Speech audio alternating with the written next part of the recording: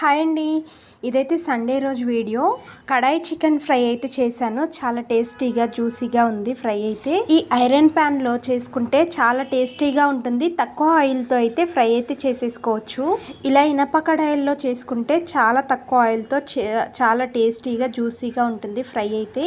ముందుగా కడాయి వేడెక్కిన తర్వాత అందులో ఒక 3 టేబుల్ స్పూన్స్ వరకు ఆయిల్ వేసాను. ఉల్లిపాయలు సన్నగా కట్ చేసుకున్నాయి ఒక 7 సన్నగా కట్ చేసుకున్న 2 ఉల్లిపాయలను అయితే ఇలా ముక్కలుగా చిన్న చిన్న పీసెస్ లాగా కట్ చేసుకుంటే ఫ్రై అయితే తొందరగా అవుతుంది. ఇలా ఫ్రై చేసేటప్పుడు ఇందులో కరివేపాకు ఎక్కువగా వేసుకుంటే ఫ్రెష్ది చాలా మంచి ఫ్లేవర్ ఉంటుంది. ఉల్లిపాయలు వేగేటప్పుడే అల్లం వెల్లుల్లి పేస్ట్, పసుపు వేసేసుకొని ఇవి కొంచెం దగ్గరికి ఉడికేంత వరకు ఫ్రై చేసుకోవాలి. ఇలా ఊరికే కలుపుతూ ఉండాలి, లేదంటే తొందరగా అడుగు పట్టేస్తుంది.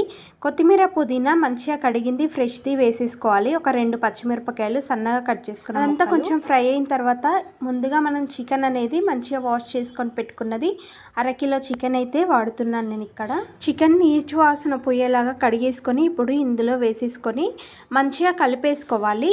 ఇది ఒక 5-6 నిమిషాలు అయితే మూత పెట్టేసుకొని వాటర్ రిలీజ్ అయ్యేంత వరకు ఉడికించుకోవాలి. ఇలా వాటర్ మొత్తం రిలీజ్ అయ్యి చికెన్ ఉడికేంత వరకు ఈ విధంగా హై ఫ్లేమ్లో అయితే పెట్టుకోవాలి. ఇప్పుడు మూత తీసిన తర్వాత ఈ వాటర్ అంతా కూడా ఆవిరైపోతుంది. ఇలా వాటర్ అంతా పోయి ఫ్రై అనేది దగ్గరికి అయిన తర్వాత చికెన్ ఆల్మోస్ట్ కుక్ అవుతుంది. ఇందులో సరిపడా కారము, ఉప్పు, ధనియాల పొడి, గరం మసాలా కలిపి ఉంది నేను వేసేస్తున్నాను.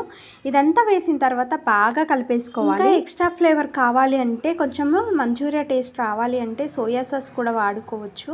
చాలా టేస్టీగా ఉంటుంది. అయితే నార్మల్గా ఇలా చికెన్ అనేది రోటీతో కానీ పూరితో కానీ తింటే చాలా బాగుంటుంది. ఊరికే పీసెస్ లాగా కూడా తినొచ్చు. అంతా ఫ్రై అయిన తర్వాత ఇలా ఆయిల్ పైకి వస్తుంది, చికెన్ కూడా ఉడికిపోతుంది. ఇలా ఫ్రై అయిన తర్వాత ఫ్రెష్గా కొత్తిమీర, పుదీనా అనేది చల్లుకొని స్టవ్ ఆఫ్ చేసేసుకుంటే సరిపోతుంది. చాలా టేస్టీగా ఉండే కడాయి చికెన్ ఫ్రై చూశారు కదా. ఈ వీడియో నచ్చితే లైక్, షేర్, కామెంట్ చేయండి. మన ఛానల్లో ఇంకా